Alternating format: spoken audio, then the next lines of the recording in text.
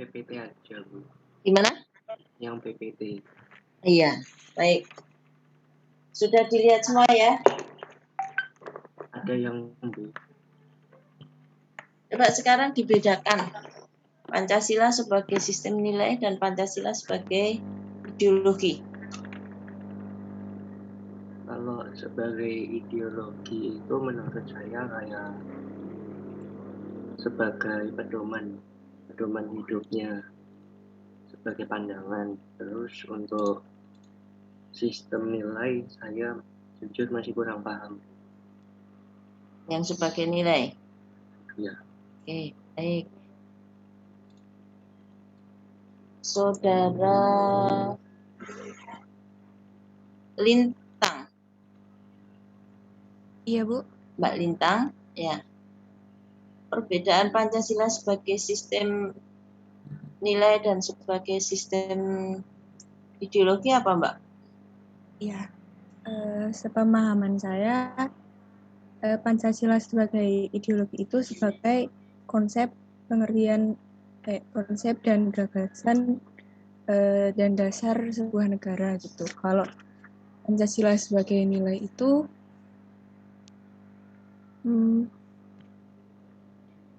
menurut Tontonegoro itu sendiri artinya selalu ada dalam setiap ruang dan waktu kehidupan manusia yang mendasari semua perbuatan dan kemunculan nilai-nilai yang lain. Dalam hal ini maksudnya adalah Pancasila sebagai nilai itu berupa norma-norma yang ada di dalam masyarakat untuk mengatur masyarakat itu sendiri. Itu, Bu. Contohnya? Misal untuk nilai ketuhanan.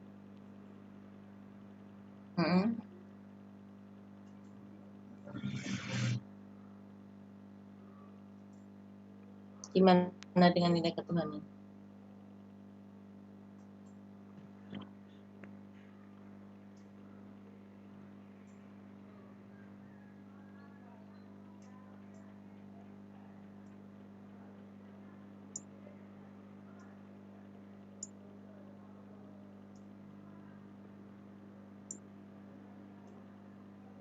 Dengan nilai ketuhanan gimana, Mbak? Maaf, Bu, kemute. Hmm? Maaf kemute barusan. Maaf, nilai ketuhanan maksudnya misalnya toleransi terhadap umat beragama seperti itu, Bu. Dan misal untuk yang satu agama itu menjalankan kewajiban agamanya dan menghindari larangan-larangan yang ada dalam agamanya seperti itu. Itu sebagai sistem apa itu? Nilai. Nilai.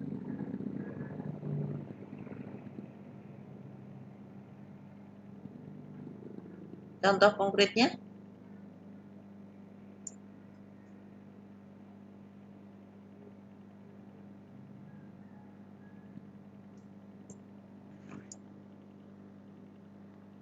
Yang sebagai ideologi saya belum begitu paham, Bu.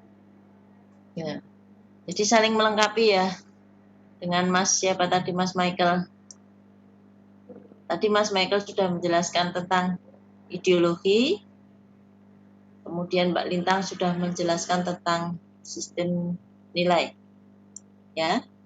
Baik, ada yang punya pendapat lain? Apa perbedaan Pancasila sebagai sistem nilai dan sebagai sistem ideologi? Silahkan.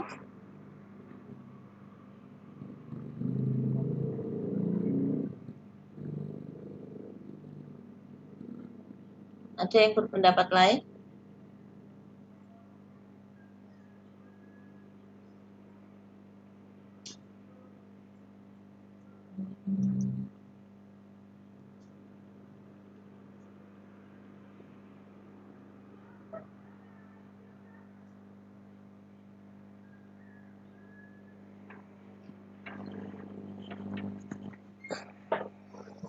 Kenapa toh Pancasila itu menjadi penting? Baru-baru ini ramai sekali ada pembahasan ya yang yang dikatakan oleh pihak pemerintah itu merupakan satu kekeliruan dalam redaksional surat, ya. Ya, sebetulnya tidak bagus juga ya pemerintah itu kemudian beberapa kali ada redaksional surat penting yang keliru yang menyatakan bahwa pendidikan Pancasila itu tidak lagi menjadi penting. Menurut Anda sebetulnya penting nggak Pancasila itu atau Pancasila itu bagi generasi muda, bagi bangsa Indonesia? Penting, Bu. Kenapa? Karena kan Pancasila itu sebagai dasar-dasar misalnya daripada perilaku-perilaku yang membuat negara ini kayak pecah gitu, Bu. Karena dalam sila-sila dalam Pancasila itu menjelaskan semua hal-hal dasar yang membangun bangsa untuk menjadi negara kesatuan yang bersatu gitu. Ya, itu pendapatnya Mbak Gusti. Ya, pendapatnya Kek Gusti. Ya, ada yang lain yang berpendapat? Beberapa hari yang lalu terjadi konflik, tetapi menjadi suatu pemberitaan yang viral juga, selain berita-berita viral yang lain, ya, bahwa Pancasila itu dikatakan tidak lagi menjadi sesuatu hal yang penting, namun BPIP, tahu ya BPIP ya, BPIP kemudian mengatakan, BPIP mengingatkan bahwa, atau BPIP bertanya apakah benar yang dimaksud dalam surat keputusan tersebut. Nah, kalau Anda lihat apa yang dikatakan oleh Mahfud dalam salah satu video yang mestinya sudah Anda lihat, Mahfud mengatakan bahwa Pancasila itu merupakan ideologi pemersatu. Hampir sama seperti yang dikatakan oleh Mbak Gusti tadi atau Mbak Ari tadi. Apa yang perlu Anda garis bawahi, ya, atau apa yang dari video yang diungkapkan oleh si Mahfud tersebut, memang Mahfud itu bercerita panjang sekali, Mahfud bercerita banyak. Tapi yang paling penting, yang membuktikan bahwa Pancasila sebagai pemersatu, sebagai ideologi pemersatu, dari apa yang pokok pikiran yang diberikan oleh si Mahfud tadi apa? Sudah dilihat videonya belum? Sudah, Bu. Sudah semuanya? Ya. Pokok pikiran penting apa? Di situ di mana dia mengatakan bahwa Pancasila itu sebagai pemersatu. Apa buktinya menurut dia? Buktinya itu yang dia bilang bahwa Pancasila itu mempersatukan orang di 17.504 pulau sama 1.430 suku bangsa dan 736 bahasa daerah dengan 6 agama yang disebut dalam perundang-undangan. Ya. Jadi kita bisa jadi seperti ini sebetulnya karena Pancasila, meskipun nanti banyak pertentangan-pertentangan di dalamnya. Ya. Baik, sekarang kita lihat ke PPT ini ya. Dimensi realita itu contohnya apa? Contoh dimensi realita. Silahkan, siapa yang mau jawab?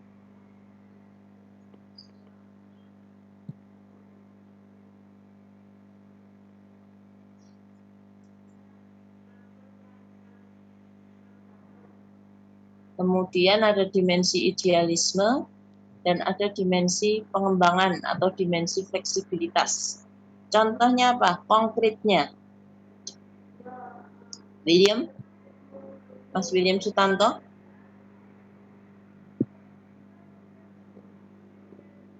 Ya, Mas William?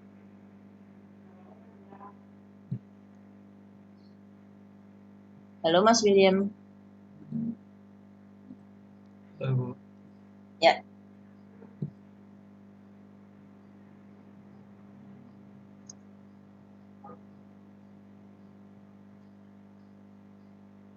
Contohnya apa, Mas William? Konkretnya.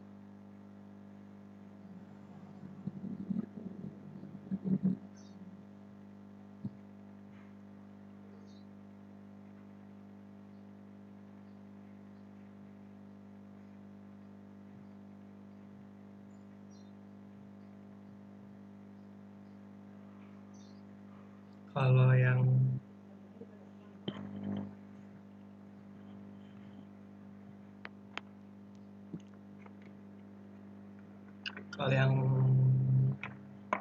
idealisme mungkin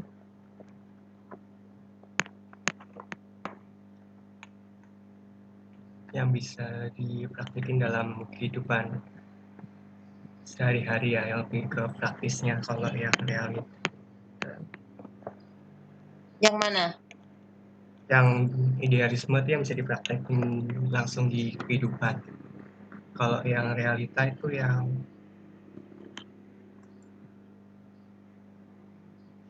dari budaya ini, misalnya kalau yang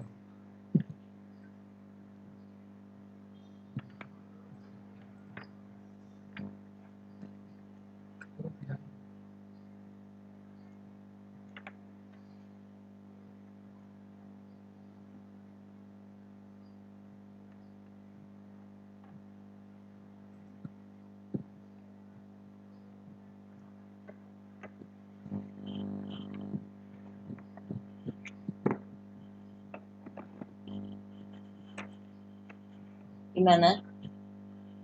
agak pusing Bu ngasih contohnya. Mungkin kalau yang sepahaman saya, kalau yang realita tuh kayak misalnya budaya gotong royong ya. Jadi kalau misalnya ada masalah gitu, kita lebih gotong royong gitu. Kalau yang idealisme mungkin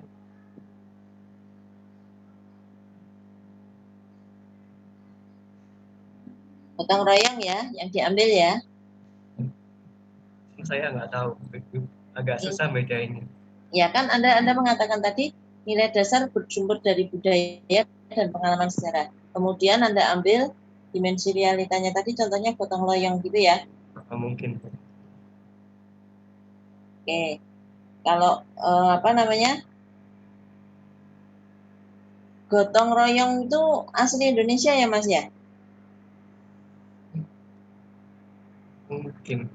Soalnya saya pernah dengar kalau misalnya di negara lain itu kalau asal membantu orang itu kayak kurang dianggap baik gitu. Tapi kan yang di Indonesia kalau ada yang kesusahan kita bantu itu masuknya emang yang diharapkan oleh masyarakat. Ya, salah satunya Anda mengambil contoh gotong royong ya. Jadi itu dimensi realitanya itu nilai dasarnya apa? Nilai dasarnya dalam kehidupan bangsa Indonesia itu gotong royong. Sampai ujian aja kalau mungkin itu bukan ujian online, mungkin ada gotong royong juga ya, ya toh? Nah, Iya, Bu. kemudian, nah ini untuk dimensi realitanya itu, kemudian menjadi dimensi idealismenya. Coba dari nilai gotong royong tadi itu menjadi dimensi idealismenya apa, Mas? Mungkin dipraktekkan dalam sehari-hari mungkin itu. Hah? Dipraktekkan dalam kehidupan mungkin. Ya, kalau dimensi idealisme kan katanya mengandung idealisme, gitu ya. Jadi mengandung idealisme bukan angan-angan, memberi harapan masa depan lebih baik, kemudian melalui perwujudan dan pengalamannya dalam praktek kehidupan. Ya, dengan berbagai dimensi. Nah, ini terus kalau tadi realitanya itu ada, budayanya itu gotong royong. Ya, budayanya ada gotong royong. Kemudian menjadi idealismenya apa? Mungkin jadi idealisme kalau di Indonesia itu kalau menghadapi masalah itu idealnya kita saling membantu mungkin. Nilainya gotong royong. Kalau di idealnya kalau dalam kehidupan sehari-hari itu idealnya itu kita saling membantu. Ya. Jadi nilainya gotong royong.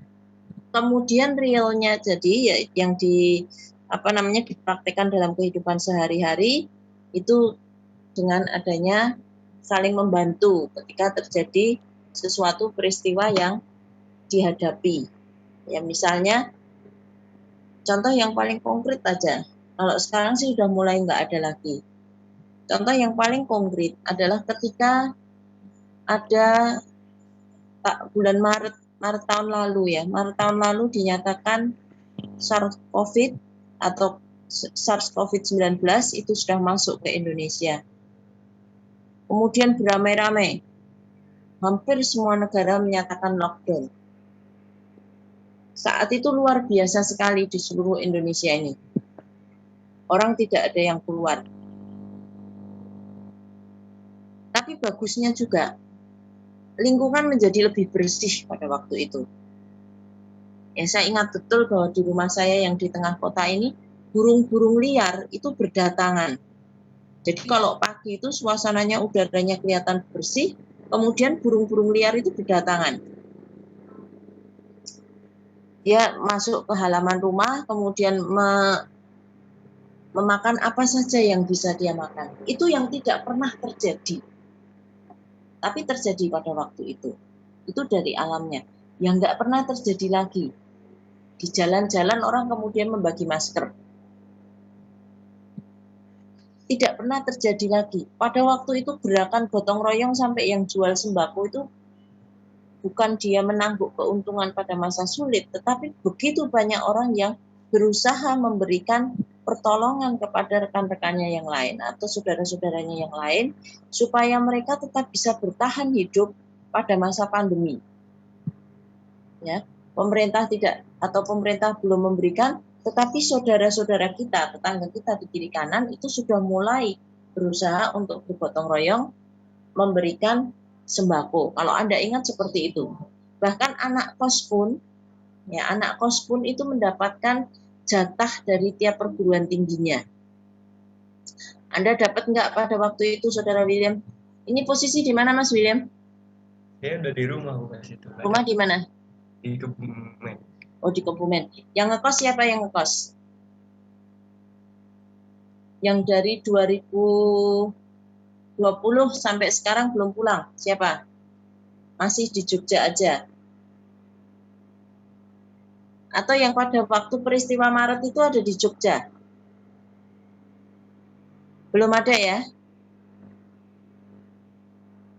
Ya, itu pada waktu itu sangat terasa sekali bahwa orang berusaha untuk saling bergotong royong tadi. Sampai toko sembako di Jogja ini ketika orang mau beli itu harus pesan.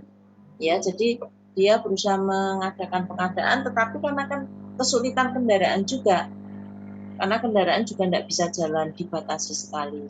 Ya, mungkin sama seperti sekarang, tapi kalau sekarang sudah tidak begitu, orang nggak begitu peduli lagi. Nah, sebetulnya nilai gotong royong itu juga bisa digunakan betapa kita butuh kesadaran yang tinggi akan protokol kesehatan. Coba kalau Anda lihat, malam-malam aja di Jogja ini, hampir semua orang tidak pakai masker. Kalau siang taat, siang kayaknya masih ada matahari, orang takut. Tetapi kalau malam, di depan jalan rumah saya itu, di Jalan Solo, tidak ada orang yang pakai masker.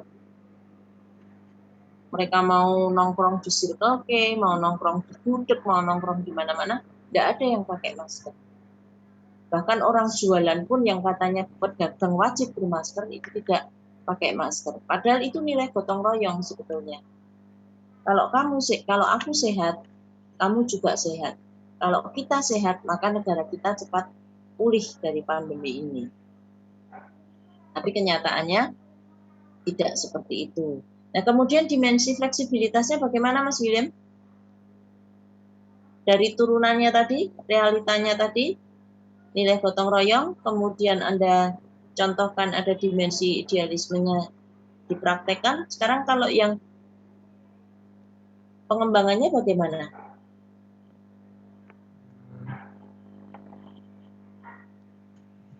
Dari nilai yang sama aja, biar mudah.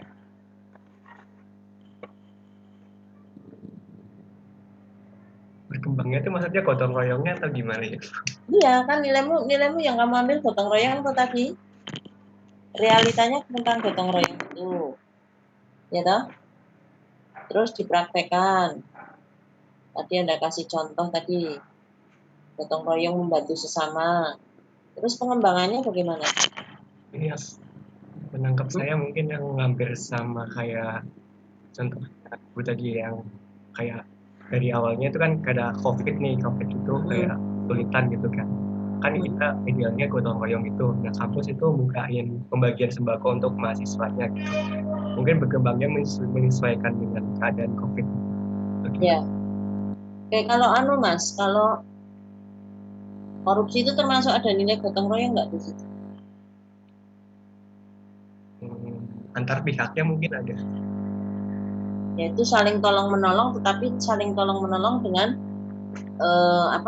dengan Sama koruptor. dimensinya negatif gitu ya. Jadi dia tidak positif tetapi negatif. Ya. Ya tetap ada korupsi itu mesti ada tolong menolongnya antar mereka, antar kelompoknya, bukan dengan kita. Kalau dengan kita nilainya apa? Kalau diukur secara objektif bukan subjektif.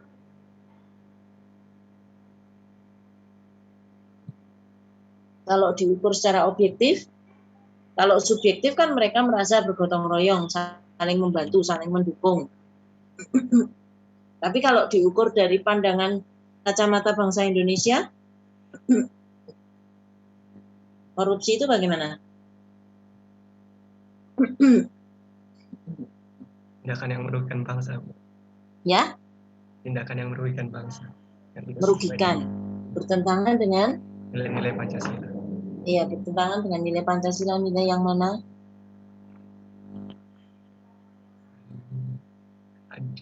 Sila berapa? 3 mungkin.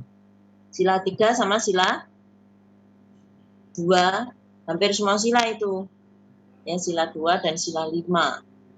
Ya. Oke, baik. Terima kasih, Mas William. Sekarang di sini dikatakan ada fungsi ideologi. Ya, fungsi ideologi ada di sini ada fungsi sebagai struktur kognitif, sebagai orientasi, sebagai norma, kemudian sebagai bekal, kemudian sebagai kekuatan dan sebagai pendidikan. Ya. Saya minta tolong Mbak Aurel. Mbak Aurel, mana Mbak Aurel? Iya, Bu. Gimana kabarnya, Mbak? Lagi kurang sehat, Bu. Di mana ini posisinya? Di Rote. Di mana? Di Rote, Bu.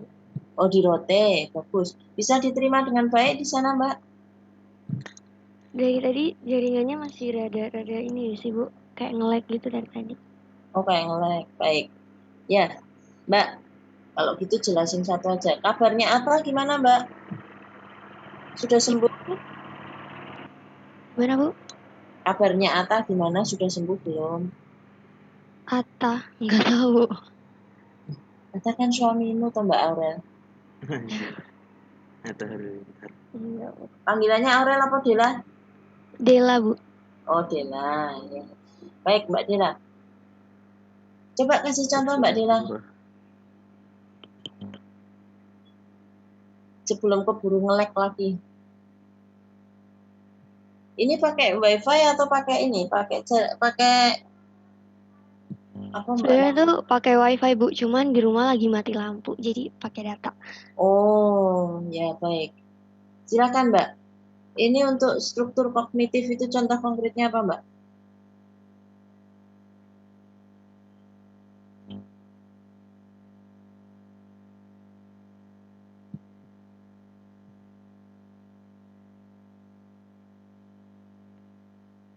Menafsirkan dunia dan kejadian-kejadian dalam alam sekitarnya.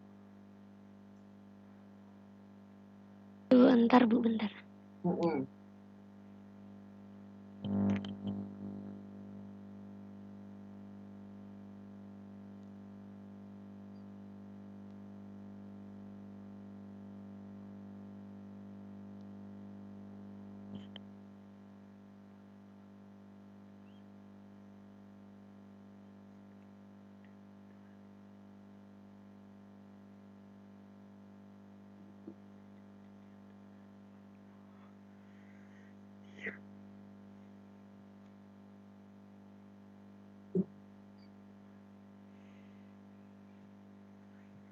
Kemudian sebagai orientasi dasar bisa Mbak Tiara, adiknya Dokter Tirta, Mbak Tiara. Ya, Bu. Ya, nanti dikasih contoh orientasi dasar ya. Ya, Bu. Di mana kamu, Mbak? Saya sudah di Jogja, Bu. Kosnya di mana? Kenapa, Bu? Ngekos di mana? Nggak ngekos sama saya di rumah saudara. Oh, di rumah saudara di Jogja. Iya, Sama Dokter Tirta apamu, Mbak? Dokter Tirta. Oh, Ya. saya nggak tahu. Dokter Tirta tuh, oh, bukan siapa-siapa lah, Bu. Hah? Bukan siapa-siapanya, Bu.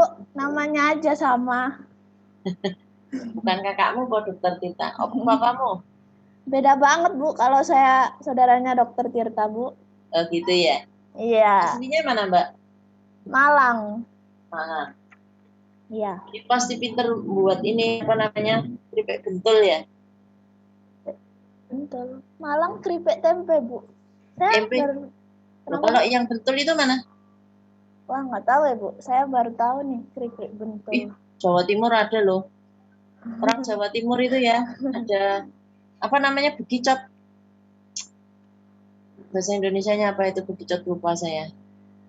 Begitu. Itu kan bisa jadi sajian barang, Mbak. Oh iya, itu bisa, Bu. Mbak Tirta cari contoh. Kemudian norma-norma. Mbak Dila mana ya, Mbak Dila? Gebi? Mbak Gebi? Iya, Bu.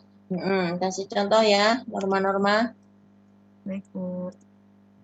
Posisi di mana, Mbak Gebi? Saya di rumah, Bu, di Bekasi. Oh, masih di Bekasi. Panas, Mbak, di situ? Belakangan ini lagi sering mendung terus hujan gitu-gitu terus ya, Bu. Iya toh. Oh, Jogja panas sekali ya, Mbak. Di situ malah hujan. Iya, biasanya setiap siang menjelang sore gitu, Bu. Oh, enak ya, Jogja panas sekali ini. Mbak Dela mana, Mbak Dela?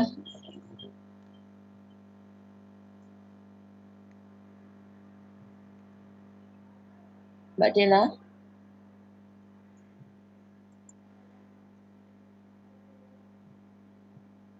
Mbak Aurel gimana, Mbak Aurel?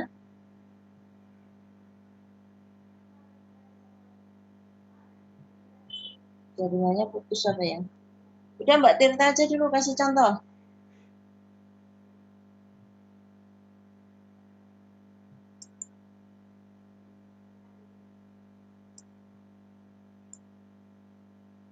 Mbak Tirta? Ya, Bu, bentar lagi Ya, mengerti ini. terus nanti habis itu Mbak Gebi, Francisca, Mbak Francisca Pradita. Ya, Bu. Ya, kasih contoh untuk menemukan identitas ya. Kemudian Mbak Anastasia Amanda Manopo. Mbak Anastasia Amanda.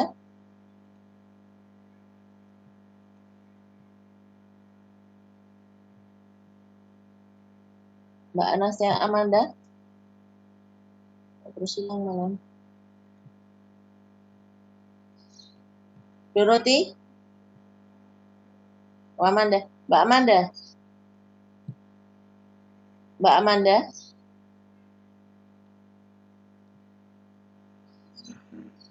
Halo Mbak Amanda.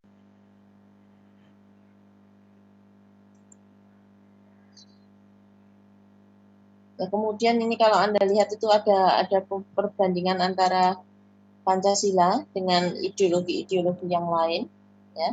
Kemudian juga Pancasila dengan agama. Beberapa waktu yang lalu itu artinya di tahun yang lalu, di tahun yang mungkin sebelum 2020 sudah ada persoalan ini. Jadi ada orang mempermasalahkan antara agama dan Pancasila. Ya, itu ada persoalannya itu. Nanti kita juga akan mengupas di situ.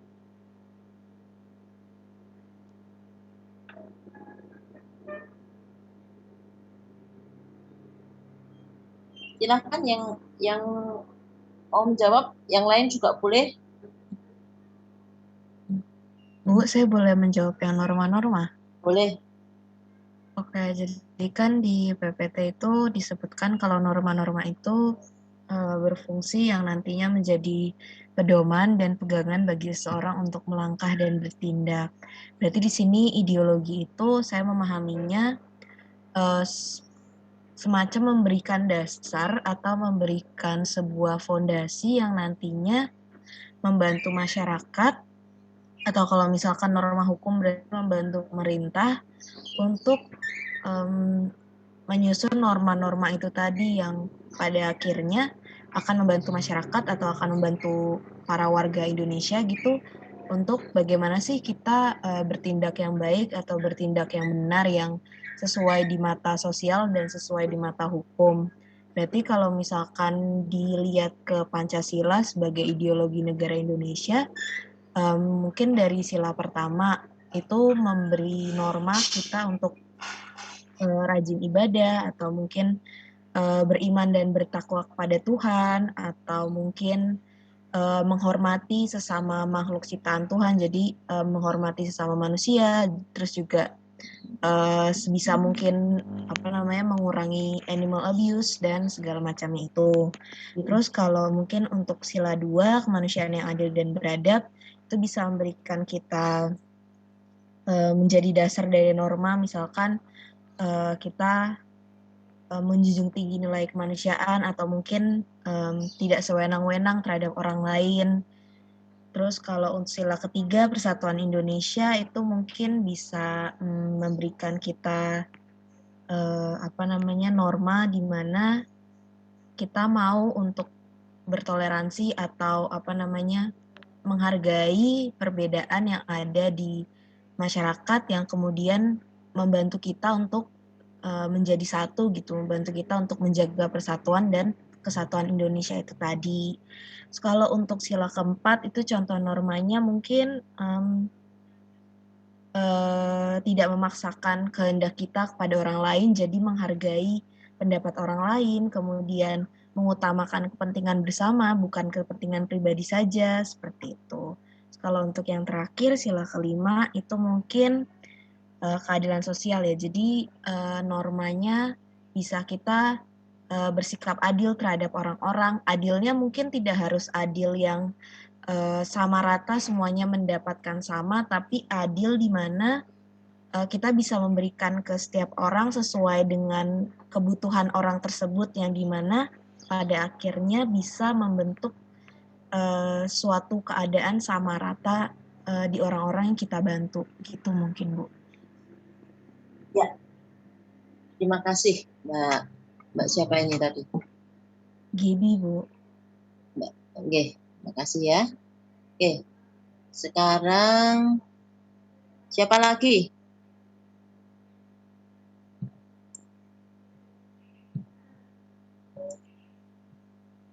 Ya, siapa lagi yang mau beri contoh? Bu, saya mau menjawab yang kekuatan, fungsi kekuatan.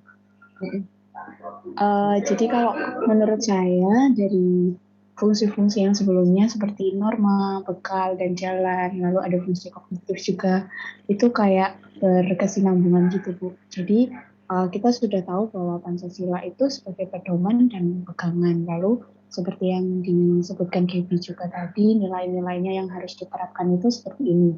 Seperti kayak kalau misalnya sila pertama ya rajin beribadah dan seterusnya. Nah, karena kita sudah tahu bahwa hal-hal yang benar itu seperti ini. Nah, itu lantas menjadi penyemangat, dan kalau aku sudah tahu hal yang benar seperti ini, berarti aku harus melaksanakan hal-hal yang sesuai dengan Pancasila kayak gitu. Nah, itu pasti kan Pancasila itu ada tujuannya. Nilai-nilai yang mau dicapai itu apa. Nah, kalau sudah tahu mengenai nilai yang benar, jadi ini lantas jadi penyemangat gitu. Kalau oh yang aku lakukan seperti ini itu sudah sesuai dengan Pancasila. Mungkin seperti itu, Bu. Ya, sekarang kalau dia sebagai kekuatan dalam menghadapi situasi saat ini yang terjadi, terutama dalam soal apa namanya, intoleransi, gimana Mbak? Kalau Pancasila itu menjadi kekuatan atau pendorong dalam menghadapi seseorang dalam menghadapi intoleransi. Kasus intoleransi atau peristiwa intoleransi sekarang kan sangat tinggi ya. Sudah COVID, kena pandemi, masih intoleransi lagi. Mungkin kalau dikaitkan dengan sejarahnya gitu, mungkin bisa ya Bu. Kayak dulunya kan Pancasila dibuat ini karena kita itu beragam. Jadi kita harus mengingat kembali kayak, oh dulu tuh Pancasila dibuat karena Indonesia itu memang nggak hanya satu suku, nggak hanya satu agama, satu bahasa. Lalu bagaimana kita bisa melaksanakan lagi nilai-nilai yang dulu sudah dirancang, sudah disusun sama pendahulu-pendahulu kita yang membuat Pancasila ini gitu. Jadi kita harus kayak mengingat kembali gitu. Kita udah diajarkan, mereka sudah para pendahulu ini sudah susah payah membuat Pancasila supaya kita itu bisa menghargai satu sama lain, terus kok malah sekarang pelaksanaannya seperti ini. Jadi kayak harus melihat kembali gimana sih perjuangan zaman dulu untuk membuat Pancasila ini, susahnya membuat Pancasila sampai menemukan 5 sila gitu. Mungkin kalau menurut saya seperti itu, Bu. Ya, jadi yang menjadi penyemangatnya itu dia melihat pada masa lampau gitu. Iya, Bu.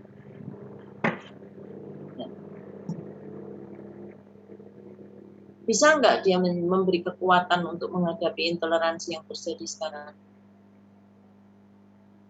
Menurut saya bisa, Bu, karena selain juga melihat masa lampau, mungkin juga bisa dilihat dari Pancasila itu sendiri, karena kayak misalnya persatuan Indonesia kan sudah pasti kalau nilainya itu ya kalau kita mau melawan intoleransi ya kita harus bersatu. Gimana kita mau misalnya ngelawan intoleransi kalau kita malah kita sendiri yang memecah belah gitu. Jadi harus melihat nilai misalnya kayak persatuan Indonesia ini ya mau mempersatukan bangsa. Terus gimana kita mau bersatu kalau kita aja nggak tahu kayak pelaksanaannya itu kayak gimana. Harus lebih memaknai lagi setiap nilai di Pancasila gitu, Bu. Ya, baik. Silakan selanjutnya. Bu, saya ingin menjawab yang fungsi orientasi. Di PPT itu fungsi ideologi orientasi dasar itu dengan membuka wawasan yang memberikan makna serta menunjukkan tujuan dalam kehidupan manusia. Nah, menurut saya itu contoh orientasi dasar ini adalah contohnya Willy tadi, yaitu gotong royong. Nah, balik lagi sih, masyarakat Indonesia itu kan disebut sebagai homo socius kan, yaitu makhluk sosial yang dimana kita tuh tidak bisa hidup tanpa orang lain. Nah, maka dengan adanya hal tersebut, kita sesama individu itu saling bergotong royong. Nah, kenapa sih saling bergotong royong? Karena biar bebannya tuh dapat dari berat menjadi ringan. Nah, gotong royong ini tuh dapat memberikan makna gitu loh, bahwa setiap manusia itu tidak hidup sendirian. Nah, maka manusia itu dia itu membutuhkan yang lain untuk bekerja sama dan tolong menolong. Kayak gitu sih, Bu. Makasih. Ini tadi yang mana, Mbak Tirta? Yang orientasi dasar, Bu. Yang orientasi dasar. Jadi memberi wawasan ya. Oke, Iya, baik. Bu. Mbak Dela belum? Mbak Dela? Ya, coba Mbak Franciscan. Aku bakal ngasih contoh yang bekal dan jalan bagi seseorang untuk menemukan identitasnya, Ibu. Ya. Kalau menurut saya, contohnya itu mungkin bisa dengan mengamalkan nilai-nilai persatuan dalam keberagaman yang ada di dalam Pancasila. Karena pada dasarnya itu bangsa kita sendiri itu memang dibangun atas dasar kebersamaan dan keberagaman tersebut adalah sebagai jati diri bangsa sendiri. Jadi itu dapat menuntun masyarakat Indonesia untuk berjalan ke arah yang lebih positif. Terus dengan seseorang yang menerapkan persatuan itu akan lebih mudah menerapkan nilai-nilai toleransi dalam kehidupan sehari-hari, Bu. Baik itu dalam lingkungan agama, budaya, ras, dan sebagainya, sebagai penerimaan terhadap jati dirinya sendiri. Gitu, Bu, kalau dari saya. Sebagai apa penerimaan? Sebagai penerimaan terhadap jati dirinya, Bu. Maksudnya?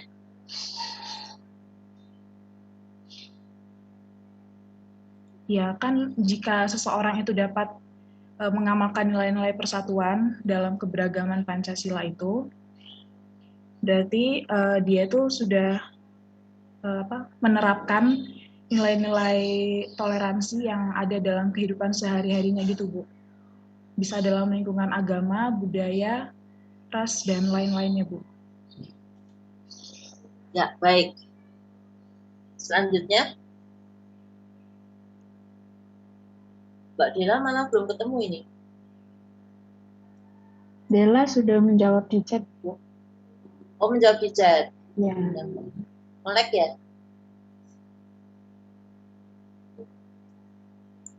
Oh, ya.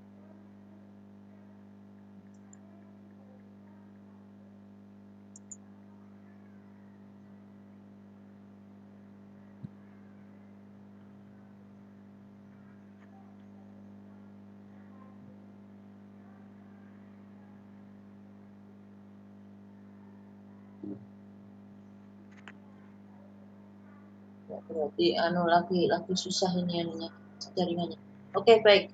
Ya, silahkan. Selanjutnya. Saya mau menjawab yang pendidikan tadi, Bu. Oke. Nah, mungkin kurang lebih sama dari poin-poin yang sebelumnya, bahwa ideologi ini itu mencakup wawasan yang dijelaskan oleh Mbak Tiara tadi, terus norma yang dijelaskan oleh Gaby. Nah, mungkin contohnya kayak dari adanya pendidikan Pancasila, pendidikan agama yang poin-poinnya sendiri ada di Pancasila itu sendiri. Jadi lebih menjabarkan dan memberikan pemahaman dari ideologi Indonesia ini yang seperti memberikan ajaran-ajaran gitu, Bu, melalui Pancasila, supaya masyarakat Indonesia ini tuh lebih bertingkah laku sesuai dengan norma yang ada, yang mungkin norma-norma tadi sudah dijelaskan oleh Gaby gitu, Bu. Ya. Kalau pada tataran perguruan tinggi masih untuk pendidikan atau enggak, Pak? Iya, masih Bu, bisa untuk memolakan. Masih seperti kayak adanya pendidikan Pancasila ini atau pendidikan agama yang mencakup MPK gitu, Bu. Ya, itu masih bisa mempolakan. Mempola manusia atau mempola orang Indonesia supaya bertingkah laku sesuai dengan norma-norma Pancasila. Masih bisa? Mungkin masih bisa ya, Bu, karena kan yang diajar juga anak-anak muda gitu, Bu. Jadi lebih tertata untuk ke depannya. Ya, masih bisa ya. Walaupun peran membuat pola itu lebih banyak pada di bawah dari perguruan tinggi. Kalau di perguruan tinggi nanti Anda polanya itu sudah pada dasar pola, sudah sampai pada tahap pola untuk mengimplementasikan. Ya, jadi dia sudah lebih pada arah ke implementasi. Anda kalau baru membuat pola yang benar-benar dipahami sebagai nilai atau yang belum sampai pada implementasi, itu tatarannya sudah bukan di Anda, tapi tatarannya ada di bawah Anda. Tapi untuk Anda sendiri kalau mau dipola, ya pola tingkah laku. Sekarang sudah mulai masuk kepada taraf implementasi. Ya, baik. Saya kira semua sudah dijawab ya. Sekarang di sini tadi ada juga materi perbandingan Pancasila dengan ideologi lain. Nah, setelah dibandingkan dengan liberalisme dan komunisme, kemudian dengan agama. Apa pendapatnya tentang Pancasila? Romo, Hedi?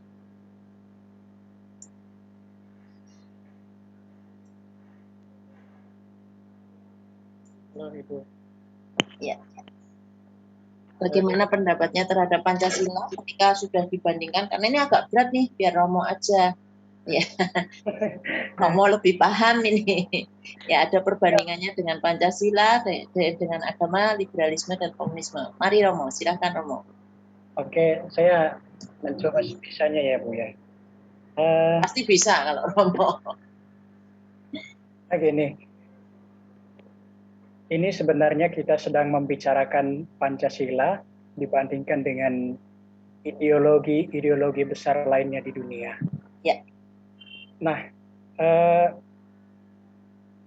ideologi itu kan sangat banyak ya. Ideologi di negara-negara di dunia itu sangat banyak, dan mau mengatakan pula bahwa beberapa negara itu menamakan ideologinya itu dengan nama tertentu. Seperti kita gini, kita mulai memahami ideologi itu secara sangat abstrak ya.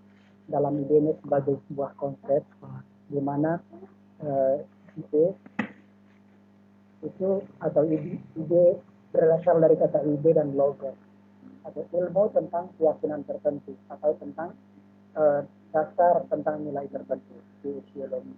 Nah,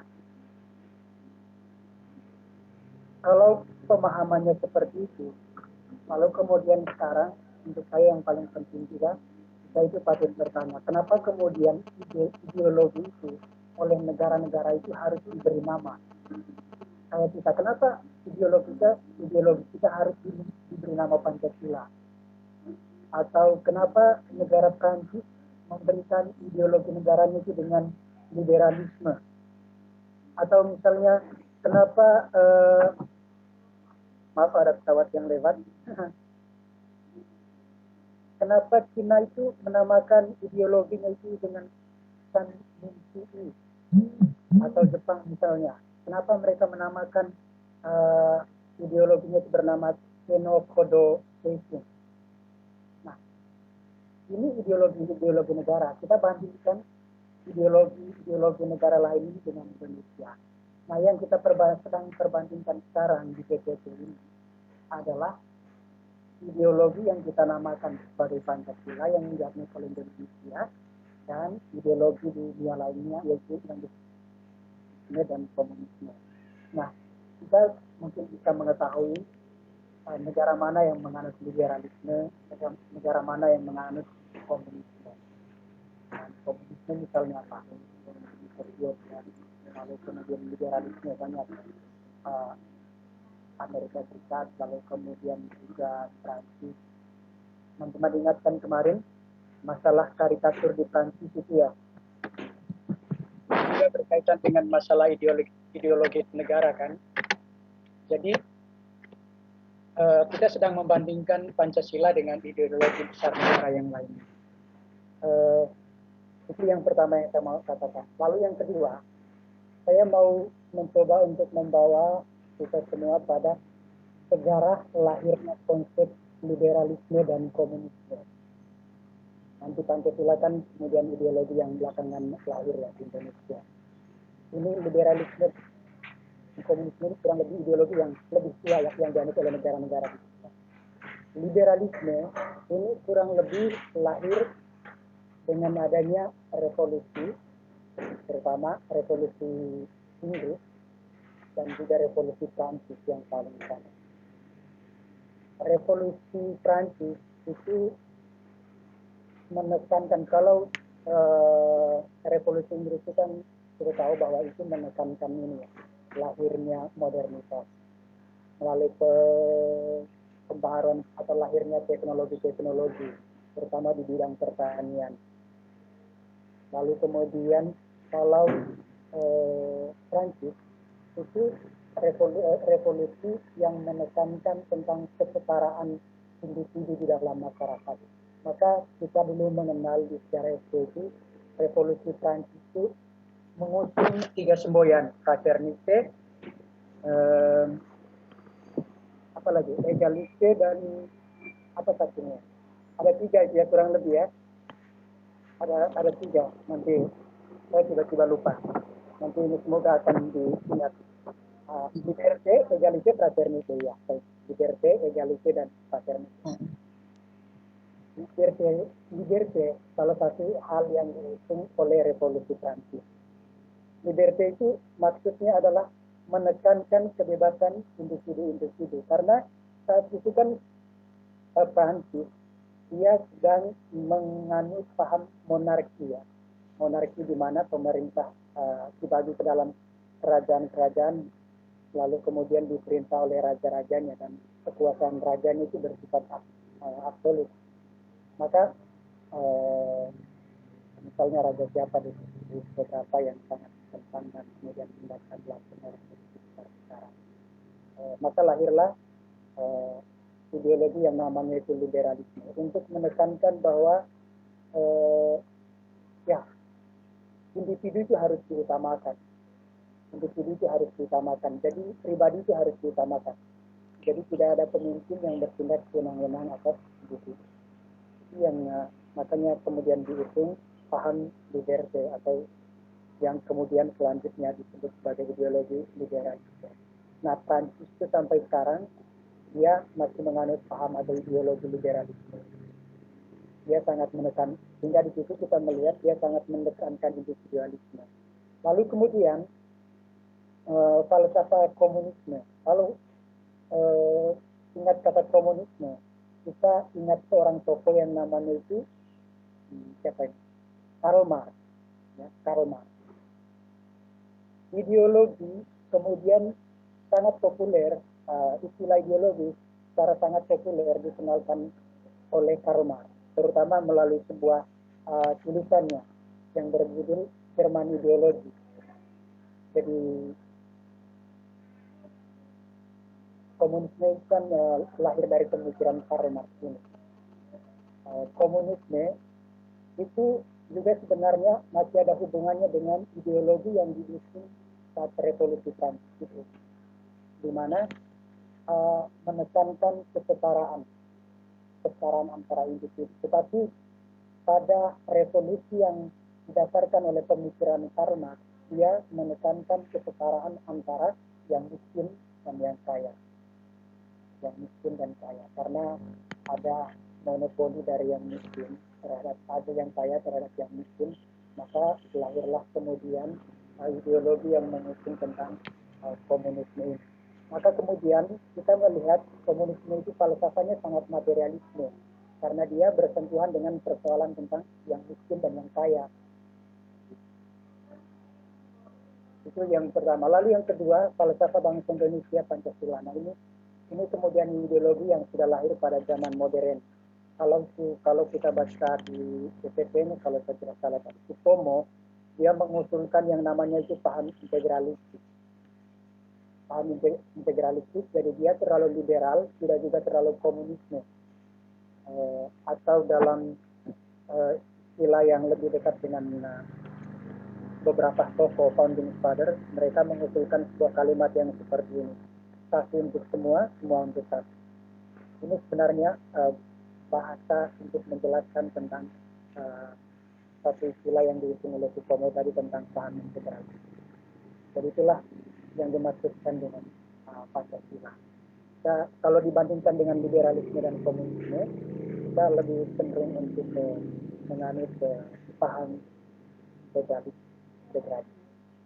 Lalu kemudian dasarnya, hakikat atau sifat kodrat manusia sebagai makhluk, sebagai individu dan makhluk sosial. Jadi itu tadi, yang Pancasila dia berada di antara kedua paham yang lain, yang liberalisme dan komunisme. Kalau komunisme itu dia sangat menekankan kehidupan bersama dan komunal, jadi kesetaraan. Dan itulah juga dulu yang kemudian membuat Uni Soviet itu menjadi terpecah-pecah ya, karena paham komunisme yang disalah tafsirkan oleh Lenin. Maka kemudian kalau di komunisme mana yang dianut oleh Uni Soviet, mereka ada bukan lagi komunisme Marxisme, tapi komunisme Leninisme, karena memang Lenin yang menafsirkan pemikiran Karl Marx, tetapi salah dia mengatakan bahwa komunisme itu berarti penghapusan terhadap hak individu. Padahal bukan itu yang dimaksudkan oleh Tarek. Jadi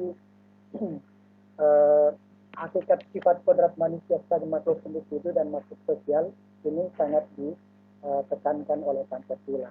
Beda dengan liberalisme yang sangat menekankan makhluk sebagai individu, dan komunisme sangat menekankan makhluk sebagai yang komunal.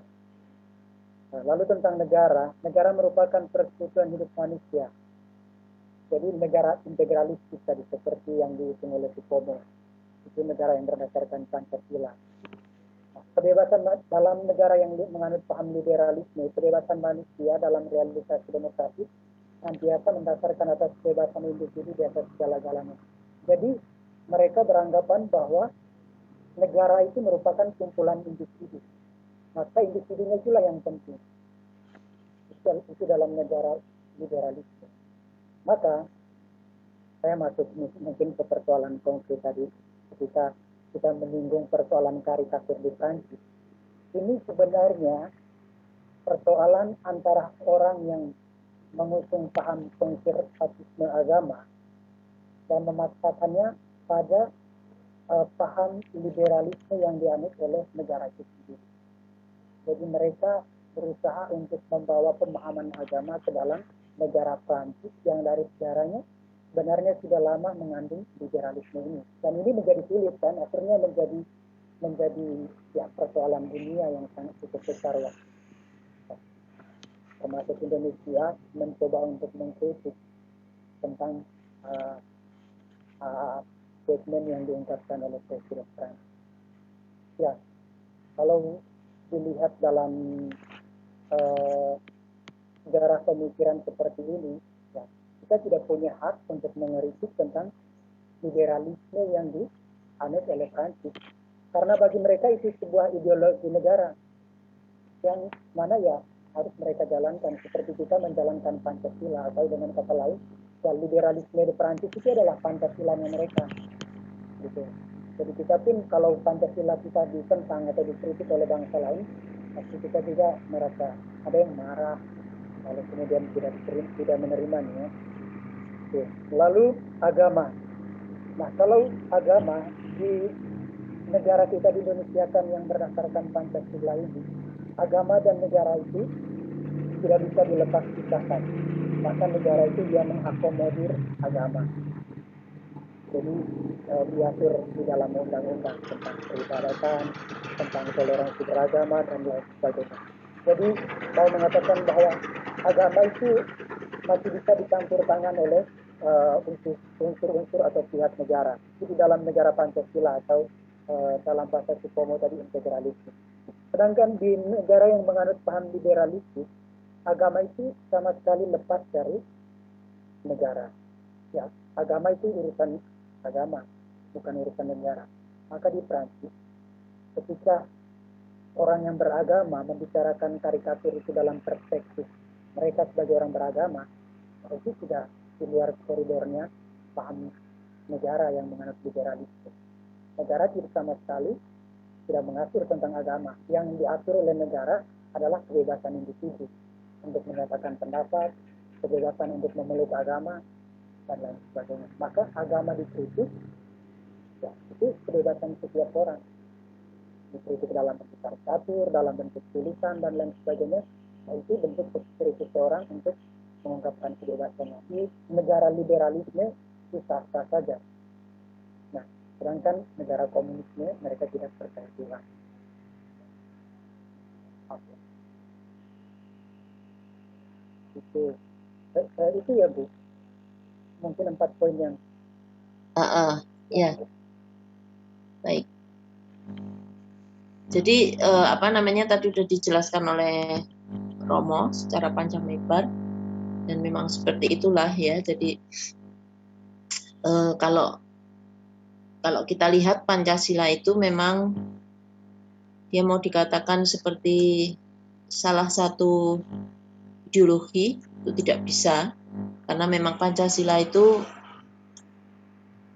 diambil dari cirinya negara kita, dan ternyata nilai-nilainya itu nilai-nilai yang tidak condong kemana-mana. Artinya dia mempunyai nilai dan mempunyai ukurannya sendiri, gitu ya. Nah kemudian terima kasih Romo tadi sudah dijelaskan. Ya kemudian persoalan yang agak ramai itu adalah persoalan Pancasila dan agama. Ya jadi beberapa waktu yang lalu itu pernah dipersoalkan mengenai Pancasila dan agama. Kalau soal komunisme dan liberalisme, Pancasila bukan kedua-duanya. Mungkin Pancasila itu menjadi jembatan, ya jembatan antara keduanya. Ya. Nah, mengenai Pancasila dan agama, ada yang mengatakan bahwa negara harus dipisahkan dari agama, dan ada yang mengatakan negara tidak bisa lepas dari agama. Ya. Pertanyaan besarnya adalah sebetulnya negara kita ini negara sekuler atau negara agama. Kalau bukan negara sekuler, pasti negara agama. Tapi apakah betul kita negara agama atau malah kita ini negara sekuler? Ya. Coba saya minta tolong Arsenius Elijimi. Mas Arsen? Ya, Bu. Kalau ditanya bertentangan apa tidak, pasti jawabnya tidak. Tetapi apakah bahwa negara kita harus dilepaskan dari agama atau justru negara kita harus menggunakan agama? Silahkan, bagaimana Mas Elijimi? Kalau sebagai masyarakat biasa, ya, Bu, menurut saya negara kita wajib beragama. Jadi negara agama? Iya, Bu, menurut saya. Ada pendapat lain? Soalnya, Bu, ada alasannya. Ya, silakan. Alasannya apa? Soalnya kayak di Indonesia nih, Bu, kalau orang tidak beragama mendapatkan stigma buruk dari masyarakat gitu. Oke, ada yang berpendapat lain? Agama sama ketuhanan beda nggak, Mas? Beda, Bu. Beda. Mana yang lebih luas, berketuhanan apa agama? Berketuhanan sih, Bu. Berketuhanan. Ya, ada sekarang ada paham diagnostik, kalau nggak salah ya. Tahu diagnostik? Waduh, kurang tahu saya, Bu. Kurang tahu. Coba searching. Generasi muda itu sekarang banyak yang mengikuti paham diagnostik.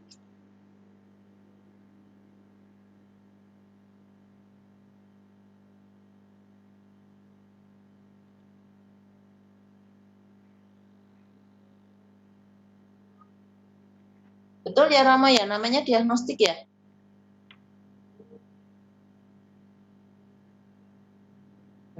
Agak ini Bu, saya belum terlalu dengar pemakaian istilah ini dalam konteksnya setiap hari. Ya, itu loh yang Jadi sekarang generasi muda itu dia itu muak dengan agama katanya. Agama itu membuat sekat-sekat. Kemudian anak-anak muda sekarang mengatakan bahwa tidak usah beragama, yang penting pokoknya mereka berkelakuan baik gitu loh. Saya dengar paham ini juga belum terlalu lama. Kemudian ada paham yang memuja juga ilmu pengetahuan, bahwa segala sesuatu itu menurut mereka itu bisa diperjelas atau bisa dijelaskan secara ilmu pengetahuan. Itu paham apa itu Roma yang ini yang bahwa mereka tuh pokoknya yang penting mereka berbuat baik gitu loh. Bukan ini Bu, mungkin saya koreksi sedikit. Ya. Saya ada istilah yang mirip dengan yang disebutkan oleh Ibu yang ada hubungannya dengan agama yang namanya agnostik, Bu. Gimana? Agnostik. Oh, agnostik. Ya, sorry. Maaf, saya salah. Bukan diagnostik mungkin. Sorry, ya, agnostik, ya. Ya. Oke, jadi itu banyak sekali sekarang di kalangan generasi muda, ya, bahkan ada beberapa dosen muda yang juga padahal mereka masuk di perguruan tinggi beragama, ya. Artinya perguruan tinggi yang didirikan berdasar agama itu juga mempunyai pemahaman seperti itu. Nah, ini menjadi persoalan ini. Bagaimana pendapatnya Mas agnostik ya? Sorry Mas. Mas siapa tadi ya? Mas Arson. Mas Eli Jimmy? Ya Bu. Sorry Mas, aku keliru Mas. Ya apa Bu? Kan aturannya dosen nggak pernah salah ya Mas ya? Pasal 1 ya? Bisa jadi. Kalau dosen salah berarti kembali pada pasal 1 tuh ya Mas ya? Betul. Ya Mas Eli Jimmy, gimana? Betul. Setuju ya? Sangat setuju. Oke. Gimana Mas Eli? Eli apa LG? LG Bu, LG. Ya LG ya Mas LG. Gimana pandanganmu terhadap tadi Anda mengatakan bahwa negara harus beragama? Banyak generasi muda yang beranggapan bahwa justru agama itu merusak, maka mereka sebetulnya tidak mau beragama. Ini juga yang mendasari banyak gereja di Eropa itu yang berubah menjadi mall.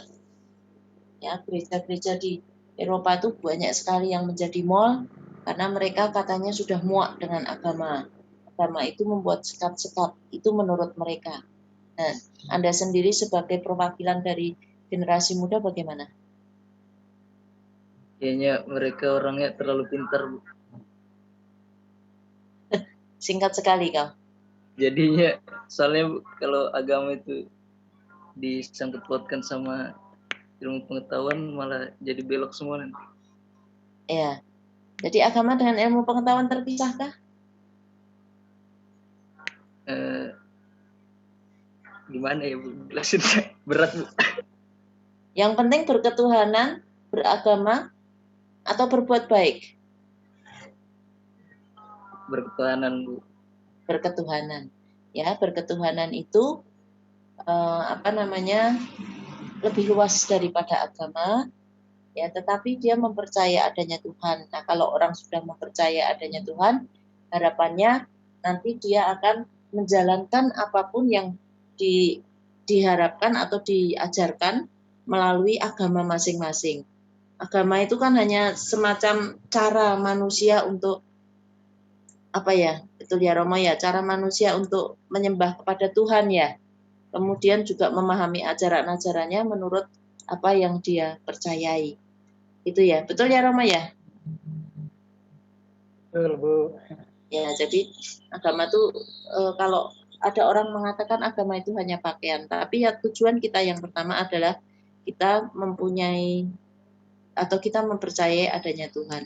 Nah, itu inti dari ini semuanya ini penjabaran yang lain ini perdebatan antara Indonesia itu negara agama atau negara sekuler.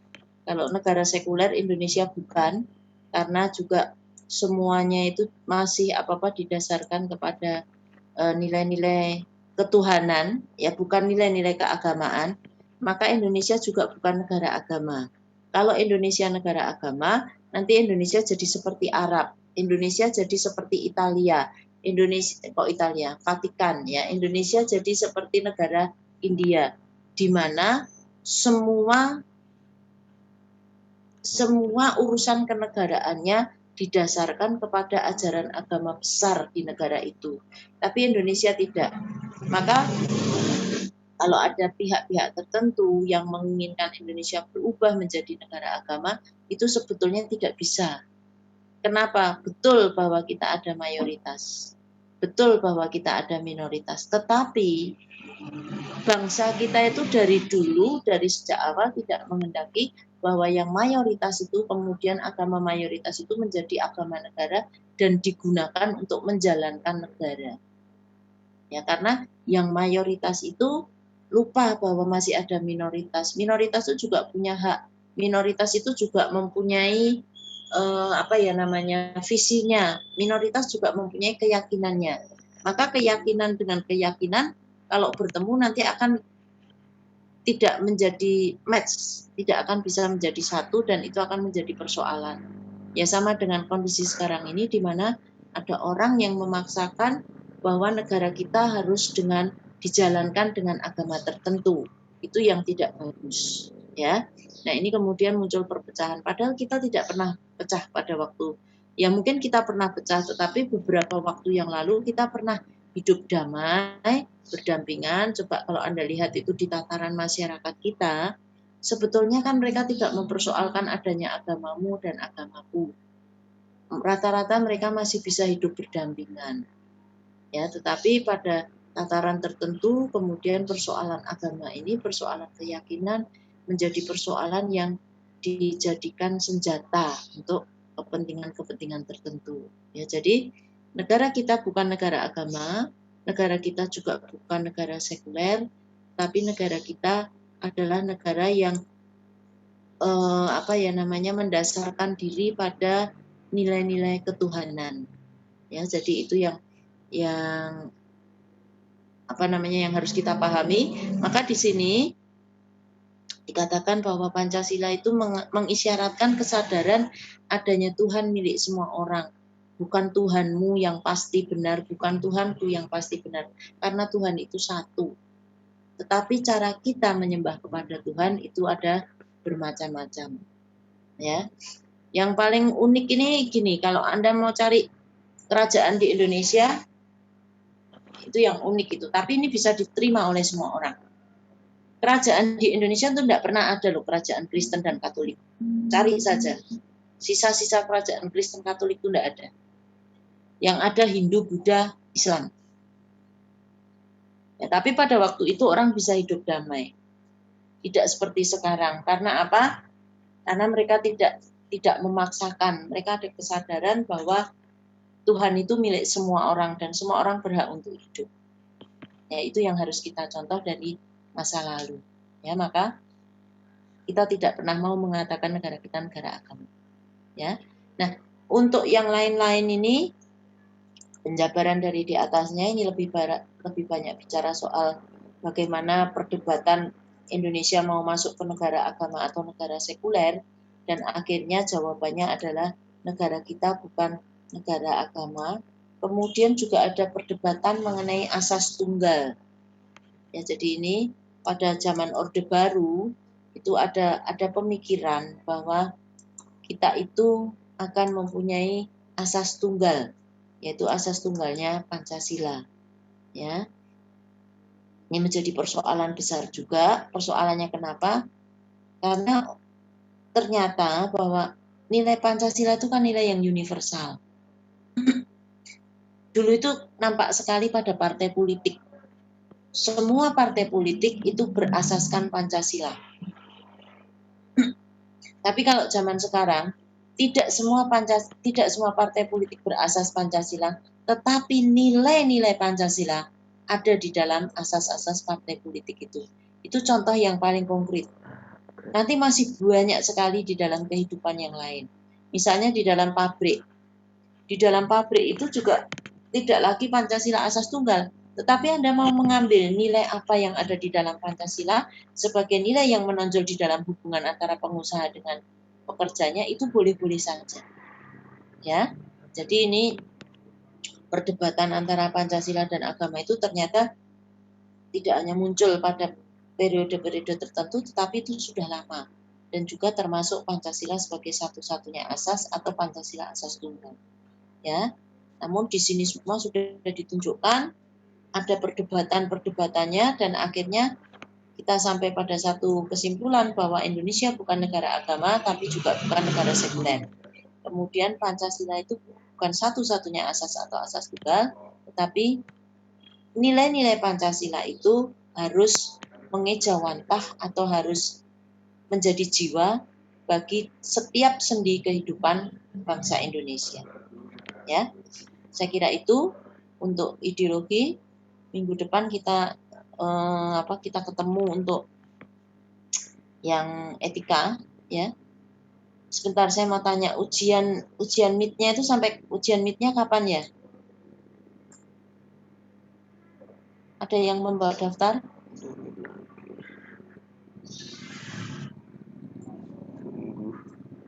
Tidak ada.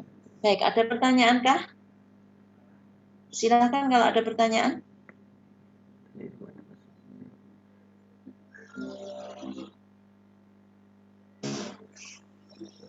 Ya, rumah saya ramai sekali di pinggir jalan karena kalau tidak ada pertanyaan, bolehkah kita akhiri sekarang? Boleh. Baik, Bu. Saya kira Boleh, Bu. Ada. Boleh? Ya, Boleh, Bu. baik. Boleh. Ya, terima kasih atas kehadiran Anda pada pagi hari ini. Terima kasih atas kebersamaannya. Selamat pagi, selalu jaga kesehatan, salam sehat selalu, dan Tuhan memberkati.